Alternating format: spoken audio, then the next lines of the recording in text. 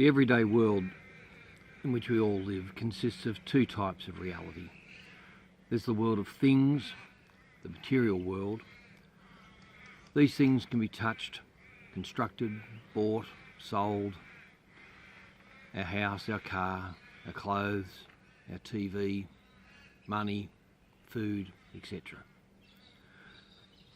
We spend a lot of our time and energy wanting, obtaining, maintaining the things in our lives.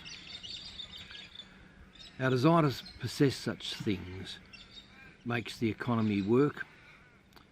Things that can be bought and sold, accumulated, stored, treasured. But there are other parts of our lives, other things in our lives that are also very important. It's the non-material part of our lives.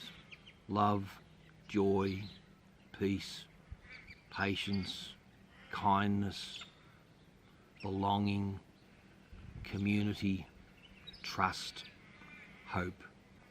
These things shape our character, shape our sense of fulfilment, and ultimately make life meaningful.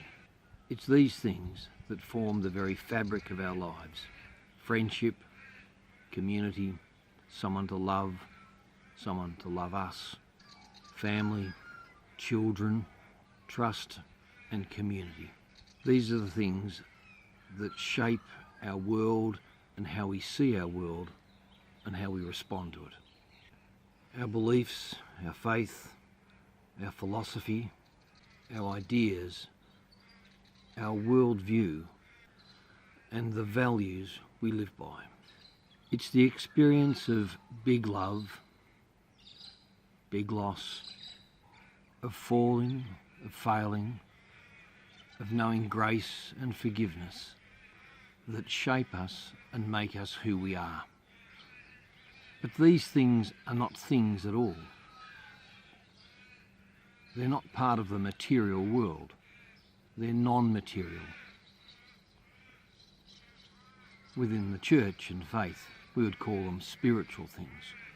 But often this word is so loaded that we seem to think in otherworldly terms rather than simply the non-material parts of our lives. It's this non-material part of living that makes life worth living. I believe that the most important things in life are not things at all. And I think that all of us, in our heart of hearts, know this to be true. When someone gets sick, when someone dies, when we fall in love, when a baby is born, when we hold the hand of a friend in a time of deep need, we know this is what really matters. This non-material world, this spiritual world, this world of the soul and the spirit. The daily news will fill our minds constantly with the treachery of the human spirit, of betrayal, of lies, deceit, greed. Advertisers will try to seduce us into believing that possessing this or that prestigious item is going to make us happy, is going to fulfill us. The news and advertisements will come to us without us asking. But if we are to feed our spiritual selves, our non-material selves, we need to actively put ourselves in a place where we challenge the dominant messages of our time. As we come together in worship, it is perhaps the only time for many people in their week where they actually sit and feed this non-material side, where we again hear the stories of trust and hope and love and grace and faith, of God's unmerited, unearned love for the worthy and the unworthy alike. This is the gospel that sustains us, and it's why meeting with a face-to-face or through our online church in these times of COVID-19 is so important to us all. I hope you'll join us over the weeks ahead. I'm Brian Spencer, and this is the gospel, and it's good news.